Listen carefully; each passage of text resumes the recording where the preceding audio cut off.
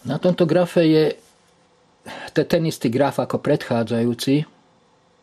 To je komunistický zázrak a všeobecný úpadok poľnohospodárstva a absolútny zákaz prezentácie takého grafu. Ale otázka číslo 1.2. Kto to zakázal? Ako funguje systém demokracie, slobody slova, že takéto niečo je absolútne zakázané? Alebo čo z toho vyplýva, že sa takýto graf neobjavuje v diskusiách o našom poľnohospodárstve? Z toho vyplýva jednoznačne, že systém je profesionálne totalitný.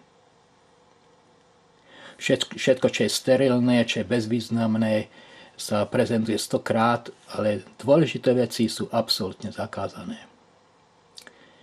A zakázali to, ja si myslím, že to zakázali kolonizátori, ktorí tam prišli kolonizovať východnú Európu. Zakázala to samozrejme slovenská šľachta,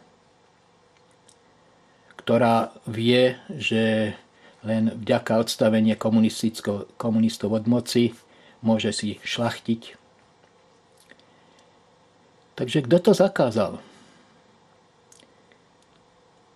To by bolo dobre vedieť presne a bolo by dobre vedieť všetky inštrukcie, ktoré mali kolonizačné balíčky, ktoré nám tu boli dodané po prevrate 1990.